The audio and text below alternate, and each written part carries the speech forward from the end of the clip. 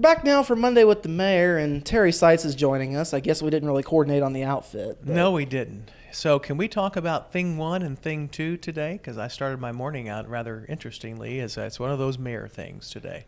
There you go. Something about reading and a hat. It's reading week, and I got to read to the entire student body of 5th Street Elementary this morning, and we read Cat in the Hat. It was an extraordinary 15 minutes to start my day, and thoroughly enjoyed that. You got little kindergarten, first and second grade kids who really are not probably sure who I am or what I do as much as they try to explain.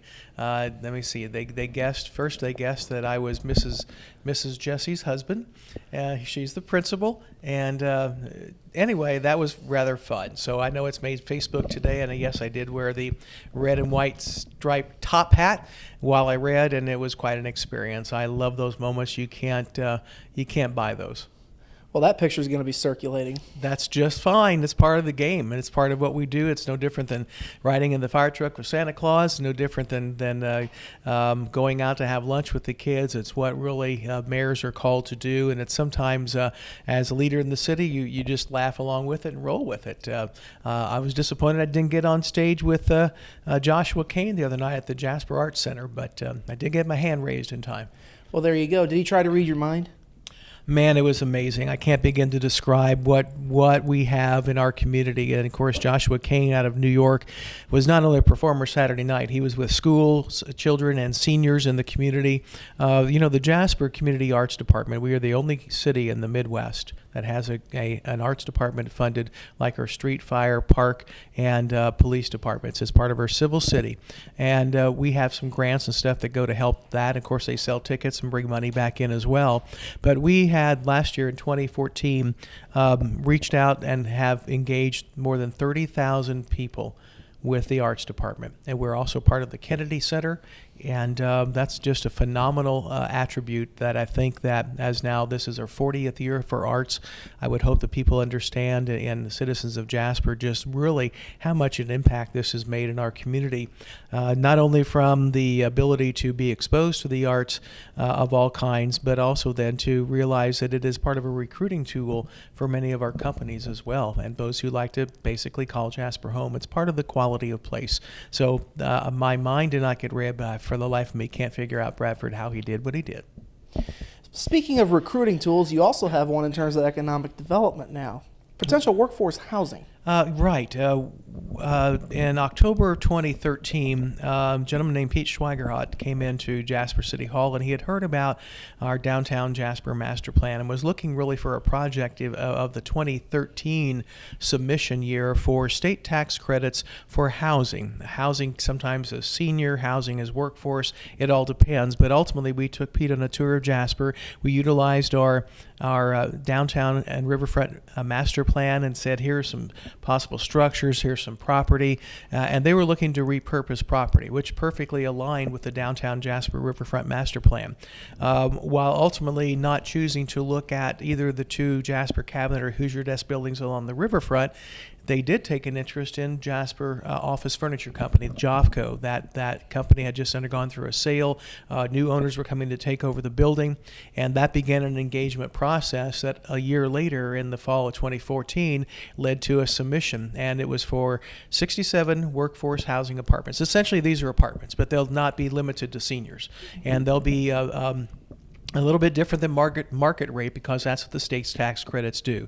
They can kind of help lower that rate somewhat to make that even housing that would be something that people may have their first place in. It'd be 1, 2, 3 bedroom apartments. What has happened, the state has given its blessing and has provided the tax credits and some additional funds from another department in the state that would match some city funds and then private funds, approximately $11 million or so, maybe 10 to 11 of private money from Miller Valentine out of the Dayton, Cincinnati area to invest in that building. Now, they'll be working with the current owners, Cash Wagner. They'll be working on development. It's about 100,000 square feet, so it's not all of the building, but I think there may be a second phase someday, and certainly Cash Wagner is doing some build out of their own for office space in it. So it is revitalization and repurposing in an area that we welcome, and we have put some dollars and cents into Vine Street in that area because we had an abatement with Jasper Chair. and all of a sudden an older area, one of the original manufacturing areas of Jasper, along with Indiana Furniture and Jasper Group being there already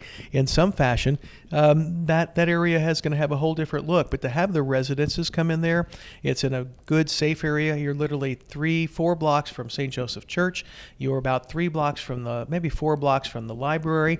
You're very close to the Legion, to Millhouse, to Heichelbeck's for restaurants. And nobody really ever thought about maybe living in an old factory. And it's the first time ever the city of Jasper has had this, and we hope it won't be the last. And as a follow-up, just more of a curiosity of mine than anything else, about the Jasper Cabinet buildings and so forth. Is there potential for something to happen there in the future? We hope so, and privately, we're kind of like the duck on the water. You don't see the feet. We've used that master plan very well. We've entertained probably a dozen different investors in the last year, a little over last year, starting with Mr. Schweigerot, really.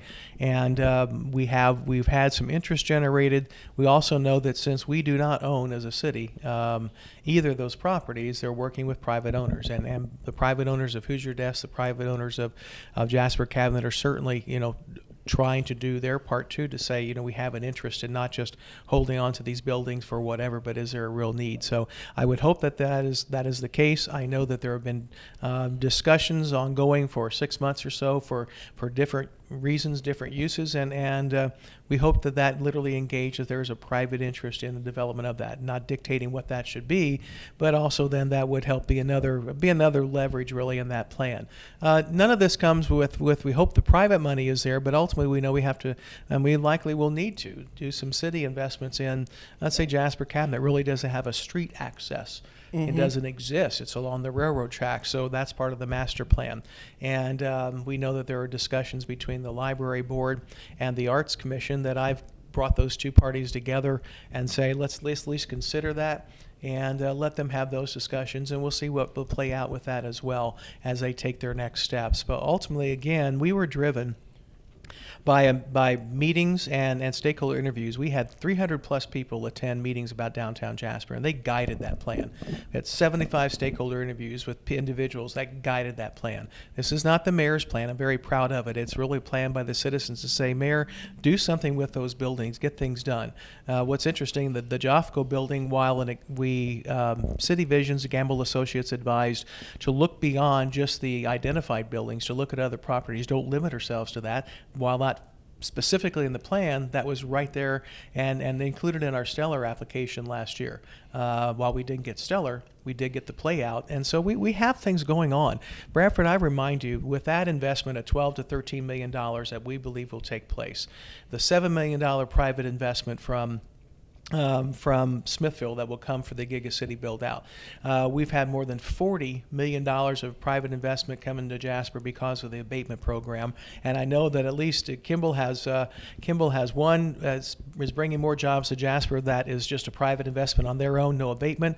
We know that National Office Furniture is coming from their national headquarters out on Kimball Boulevard to the annex part of the Kimball General Office building, and then Kimball Electronics will be establishing their corporate office in the National Building. That's more additional investments.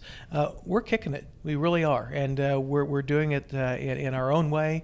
And we have been home to a significant amount of private investment and a little bit of public help in to play that state game there with the tax credits and the abatement process of delaying those taxes. It's really been just a wonderful 3 years.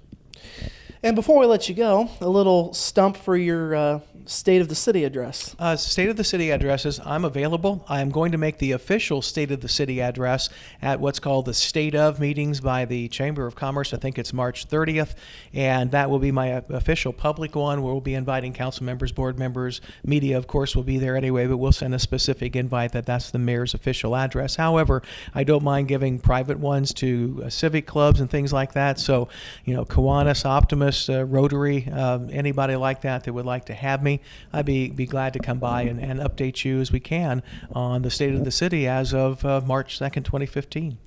Well, there you go. Next time we'll try to coordinate the outfit better. We'll do our best. All right. Thank you very much, You're welcome, Mayor. Bradford. Thank you. That's been Monday with the Mayor for this week. We'll be back after this.